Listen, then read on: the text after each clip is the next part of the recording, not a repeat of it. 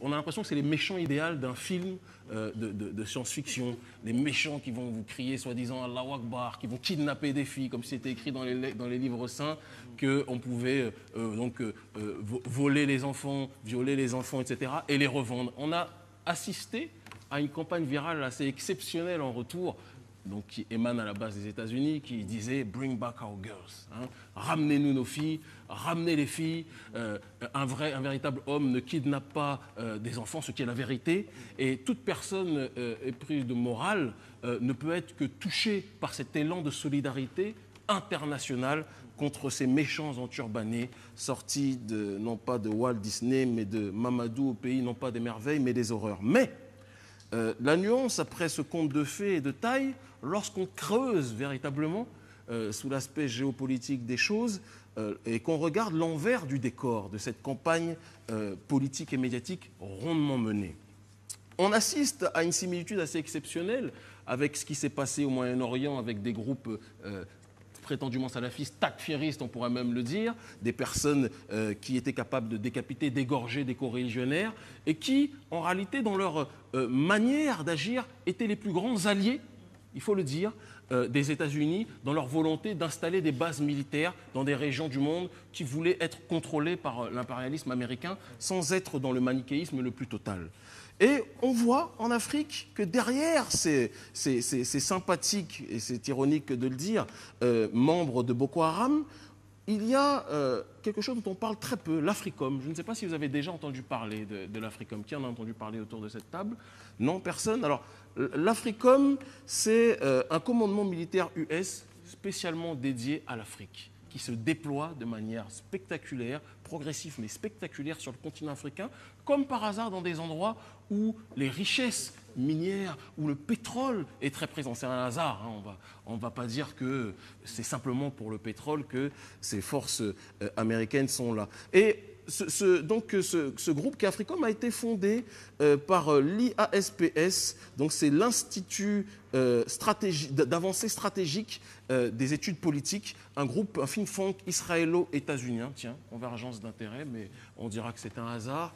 Derrière le hasard se cachent peut-être parfois les casards, mais bon bref, qui a pour objectif donc d'établir une politique de déploiement réel sur le continent africain dans toutes les zones où le pétrole, les richesses naturelles sont présentes. Et pour ce faire, ils sont dans une logique aujourd'hui d'exacerber les tensions. C'est quelque chose qu'on analyse et qu'on voit entre groupes ethniques différents, entre groupes religieux différents. Alors une stratégie aujourd'hui qui peut rejoindre la théorie de Zbigniew Brzezinski, l'américain, théoricien américain, qui, dans sa logique d'arc de crise, avait tracé tout un grand croissant, partant du Moyen-Orient, qui s'est par la suite étendu au continent africain, de zones qu'il fallait balkaniser, fragiliser, pour installer des bases militaires américaines. Là, on est très loin du romantisme présenté par Obama, ou Michelle Obama, qui venait avec sa pancarte et qui disait « Ramenez-nous nos enfants ». Derrière ces intérêts, derrière cette émotion suscitée de manière mondiale, il y a des intérêts militaro-industriels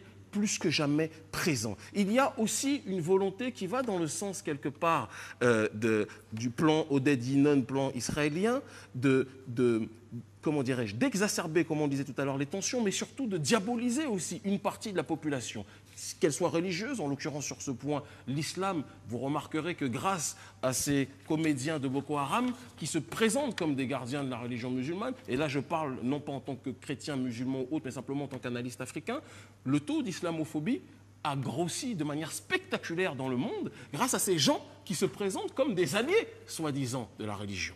Et on voit que, en effet, les personnes les plus excessives sur ce terrain sont bien souvent des gens qu'on peut qualifier d'idiots utiles, financés, et là c'est quelque chose que je vous demande d'étudier, de vérifier, et on en finira bientôt sur Internet, on a pu le constater clairement, c'est ce que le Nigerian Tribune a rapporté, financés par le Royaume-Uni et l'Arabie Saoudite, en particulier via le fonds fiduciaire Al-Muntada.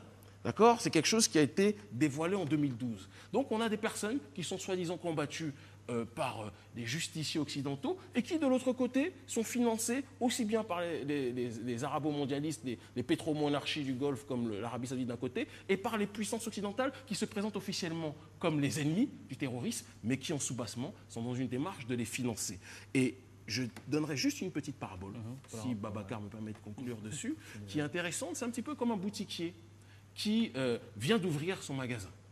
D'accord ? Bien souvent, lorsqu'on voit la mafia qui veut être financée par justement ces boutiquiers qui s'installent sur un terrain qu'ils estiment être juteux, on voit bien souvent des casseurs pour fracasser la boutique et après la mafia dit si vous voulez, on vous donne de la protection, on vous assure votre protection en échange d'une rémunération. Ben, c'est exactement ce qui se passe à l'échelle géostratégique.